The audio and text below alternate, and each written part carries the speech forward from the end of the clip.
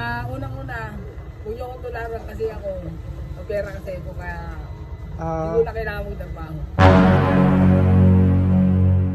Di ba din tamad? At least di pagod.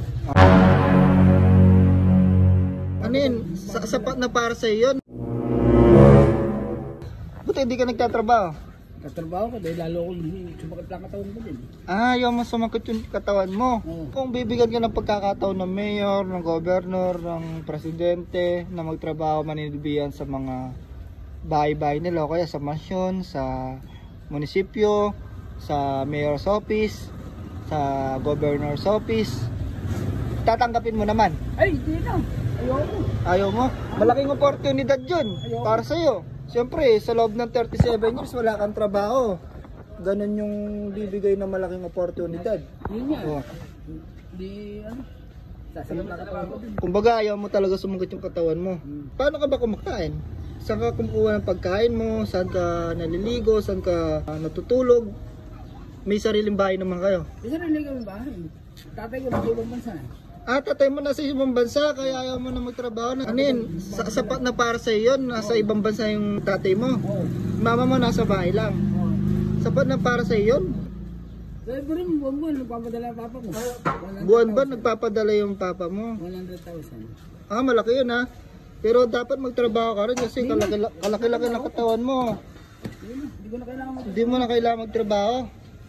100,000. Napakalaki na na. Ano yung sa'yo lang yun? Ate kayo, tig 50,000 kayo. O saan mo naman dinadali yung mga pera na pinapadala sa'yo? Pinanginom ko sa mga barkada ko.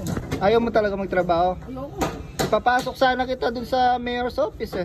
Hindi na. Kung ano ka, sa government ka, pinanggihan ko. Yung pa kaya sa Pero dati anong trabaho mo dun? nag-release ng papel. Anong klaseng papel? Papel di ako. Tapos after nun, hindi ka na nagtrabaho hanggang sa tumanda ka na ng 37 years. So yun, siyempre ano yung mapapayo mo sa mga ano? Sa mga taong nakakapanood sa'yo, makakilala sa'yo. Unang-una, kung yung akong tularan kasi ako, pera kasi ako kaya hindi ko na kailangan mong trabaho. Sapat na para sa iyo yung kung ano yung meron kayo. Kung mapera na kayo, trabaho pa kayo, isa na rin katawan mo. Sa bagay may point ka naman eh. Di baling anong ibig sabihin nun? Di baling tamad. At least hindi pagod, no?